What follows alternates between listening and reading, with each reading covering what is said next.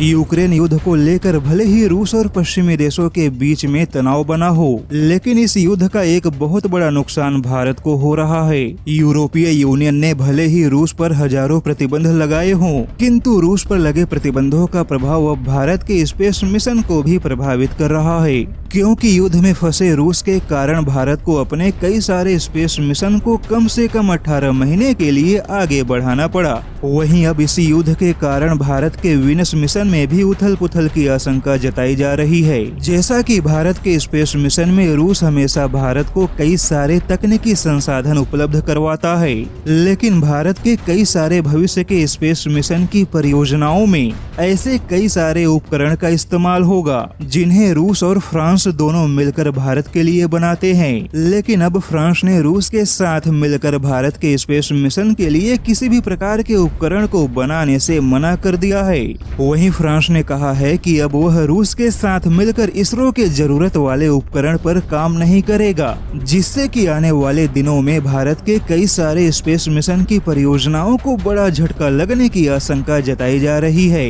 क्योंकि भारत के space mission में इस्तेमाल होने वाले कई सारे ऐसे हाई डिवाइस यंत्र उपकरण हैं जिन्हें रूस और फ्रांस दोनों मिलकर बनाते हैं। लेकिन यूक्रेन युद्ध के कारण यूरोपीय यूनियन ने रूस पर जो प्रतिबंध लगाए, उन प्रतिबंधों के वजह से रूस और फ्रांस ही नहीं बल्कि समस्त यूरोपियन देशों के साथ होने वाले कई सारे सहयोग टूट गए। ऐसे में जानकारों का मानना है कि रूस और फ्रांस का सहयोग टूटने से भारत के वीनस ऑर्बिटर मिशन यानी कि मिशन शुक्रयान को बड़ा झटका लगेगा। वहीं रूस ने भी बड़ा बयान दिया है कि वह भी पश्चिमी देशों के साथ किसी प्रकार के सहयोग को आगे बढ़ाने में कोई रुचि नहीं रखता। लेकिन यहाँ पर चिंताजनक बात यह है कि रूस और फ्रांस के सहयोग के टूटने से जहाँ भारत के स्पेस मिशन को नुकसान होगा, तो वहीं अब चीन इसका फायदा उठाते हुए स्पेस के क्षेत्र में रूस की दक्षता का फायदा उठाने का पूरा प्रयास करेगा।